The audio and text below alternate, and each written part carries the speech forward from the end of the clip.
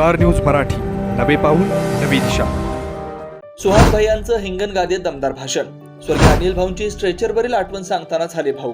Shivpratap multi-state नागरी cooperative credit society limited विटा सर्वाधिक सोने तारण कर्ज देणारी महाराष्ट्र व कर्नाटक राज्यातील पहिलीच मल्टीस्टेट संस्था. प्रतितोळा 55,000 रुपये त्वरित कर्ज.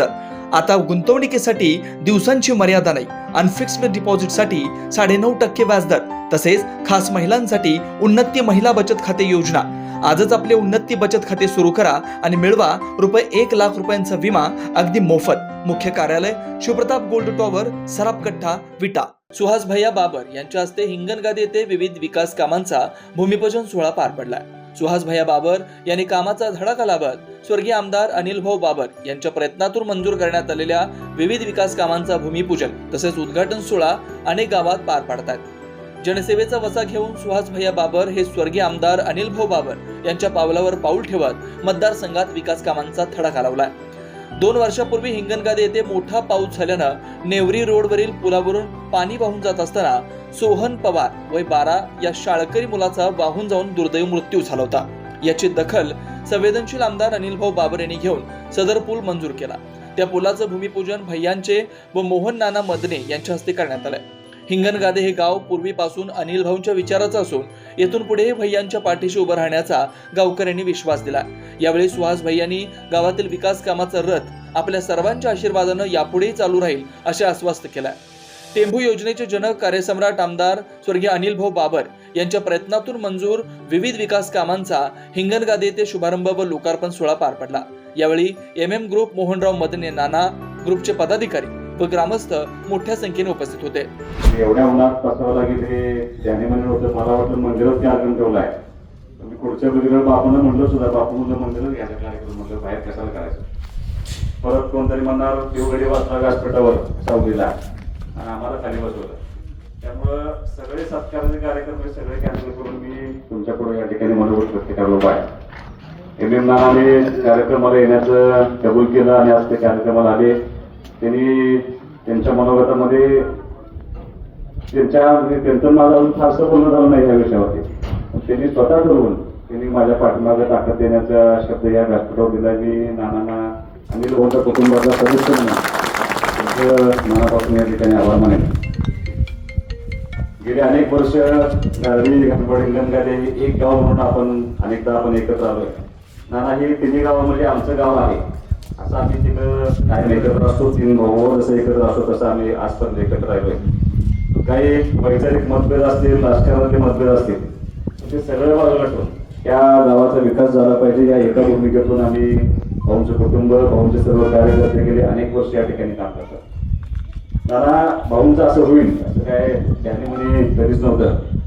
पण शेवटच्या श्वासापर्यंत ज्या माणसानं फक्त समाजाचं काम करायचं, लोकांसाठी भाऊन घ्यायचं, ती भूमिका म्हणजे किती लोकांना माहिती आहे मला माहित नाही. पण ज्या वेळेला भाऊंना ऍडमिट केलं, स्ट्रेचरवरती असताना नाना भाऊ कलेक्टर साहेबांना काम सांगत होते आणि ते पत्र देत असताना मी बोलणार नाही कुठं, मी तुमची मानसिक समजून घेऊ शकतो. पण ते स्ट्रेचरवरती असताना कलेक्टरना काम सांगत होते. कलेक्टर साहेब शेवटी म्हणले की आप ऍडमिट हो जाए बाबर साहेब, मैं देखता हूँ क्या करना है. 7:30 वाजता जेव्हा भाऊंना ICU मध्ये ऍडमिट केलं त्यावेळेला त्यांनी PA ला बोलून घेतलं. म्हणले टेंबूच्या अधिकाऱ्यांना फोन लावा, पाणी कसं सोडणार आहे, कसं नियोजन केले, मला सगळ्या गोष्टींची माहिती द्या, सगळ्यांना पाणी मिळालं पाहिजे. 10:30 वाजता मी त्यांच्याबरोबर बोलून आलो आणि 5:30 वाजता भाऊ सोडून गेले.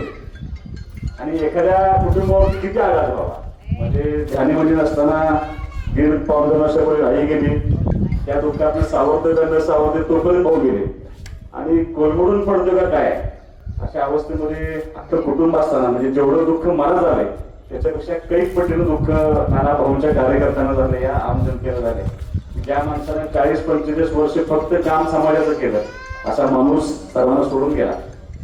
आणि ह्यातनं सावरायचं कसं हा भयानक प्रश्न आमच्या कुटुंबासमोर असताना आज 4 महिन्यानंतर भाऊंना जाऊन 4-4.5 महिने झाले. आज तुमच्या पुढं ज्या निष्ठेनं, ज्या अडळपणे ज्या उभा आहे ती फक्त ह्या सामान्य माणसांचा आशीर्वाद आणि प्रेम या लोकांचा माझ्या पाठीमागे उभा आहे. सावध एवढं सोपं होतं नाना, पण मला भाऊनी कसली प्रॉपर्टी ठेवली नाही, पैसा ठेवला नाही, अडका ठेवला नाही. जे ठेवलं ते फक्त सामान्य माणसासमोर ठेवले. जी माणसं मला भेटून गेली, त्या माणसाने माझ्याकडे अपेक्षा व्यक्त केल्या, ज्या ह्या ह्या गोरगरीब लोकांनी कामाच्या अपेक्षा व्यक्त केल्या ते पूर्ण करणं हे माझं नैतिक जबाबदारी आहे. त्या एका भूमिकेतून ह्या सगळ्यातनं जाऊन त्यातनं बाहेर पडून मी कामाला लागलो. काय होणार आहे काय, मी आज तागात कधी एकदा सुद्धा म्हणलं नव्हतं की नाना मला विधानसभेला उभं राहायचं. आता ही लोक माझे मतदार आहेत, मला सगळ्यांनी मतदान केलं. मी पंचायत समितीला नाना पहिल्यांदा 2012 साली उभा राहिलो. मी तिकीट मागायला भाऊंच्या बशी गेलो. भाऊनी मला सांगितलं तुझ्या बापाची पार्टी नाही, म्हणजे पार्टी ह्या लोकांनी उभं केलेली पार्टी, त्यांनी मला सांगितलं पाहिजे. मी सगळ्यांना भेटलो, सगळी लोक आली, भाऊना भेटली नाही म्हणजे त्याला उभा करा, याला त्याला संधी द्या. भाऊनी सांगितलं एका आठवत देतो, त्याच्या प्रचाराला मी येणार नाही. तुम्हाला पटणार नाही ना, मी पहिल्यांदा पंचायत समितीला उभं राहिलो, भाऊ प्रचाराला आले नाही. परत जिल्हा परिषदला उभा राहिलो, भाऊ प्रचाराला आले नाही. आणि एखाद्या मुलाच्या आयुष्यातला प्रसंग असतो की तो मुलगा विधानसभेला उभं राहायचं म्हणतो सगळ्यांच्या आशीर्वादाला, आणि प्रत्येकाला वाटतं की अशा अडचणीच्या काळामध्ये आपला बाप आपल्या पाठीमागे असावा. आणि माझं दुर्दैव बघा, आता विधानसभेला राहायची वेळ आली पण आज बाप माझ्या पाठीमागे नाही. आज फादर्स डे आहे, वडिलांच्या कृतज्ञता व्यक्त करायचा दिवस आहे ना. काय वाटत असेल, कारण घरात पाऊल ठेवताना काय अवस्था असते हे तुम्हाला सांगणं खूप अवघड आहे. पण हे सगळं पासून फक्त ह्या समाजासाठी कार्यरत होणं, त्या एका भूमिकेतनं आम्ही त्यातनं बाहेर पडलो.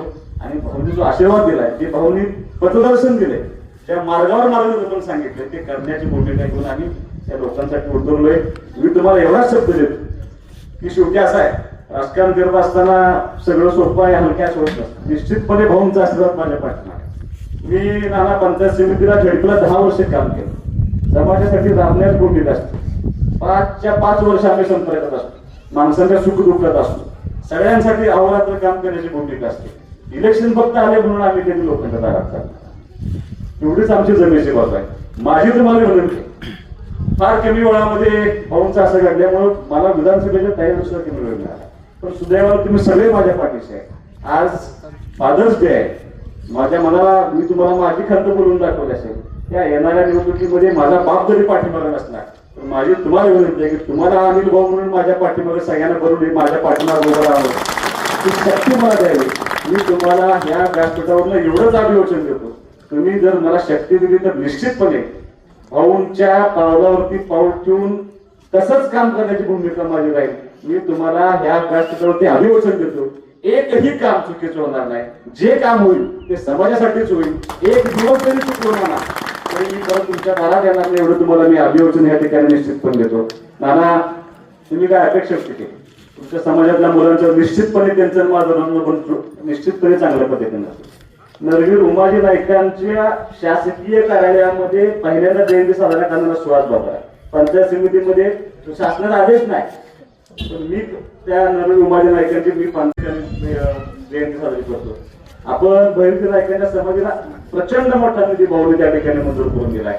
मी तुम्हाला अभिवचन देतो की तुमच्या समाजाची आर्थिक सुद्धा उन्नती व्हावी, की तुमची सगळी मुलं त्या ठिकाणी सक्षम झाली पाहिजे. यासाठी भविष्यातल्या काळामध्ये आपण एकत्रितपणे येऊन काम करूया. तुम्ही जो आशीर्वाद मला दिलाय, मी तुम्हाला हिंगणी गादीतल्या सगळ्या लोकांना एवढी, मी माझ्या सगळ्या माता भगिनी असतील, सगळे तरुण मुलं असतील, आपल्याला अपेक्षित असलेलं गाव चांगलं गाव करण्याची भूमिका आपण सर्वांनी एकत्र घेऊन करूया. किती आपले मतभेद असू द्या, मी जी ग्रामपंचायत त्यांना सुद्धा परवा एकत्र येऊन सांगितले, काय वाद असेल तुमचं गाव पातळी ठेवा, पण गाव विकासात मागं पडता कामा नये. यासाठी आपण सर्वांनी एकत्र येऊन जे जे तुम्हाला अपेक्षित असेल ते करण्याचं अभिवचन मी तुम्हाला या व्यासपीठावरती देतो.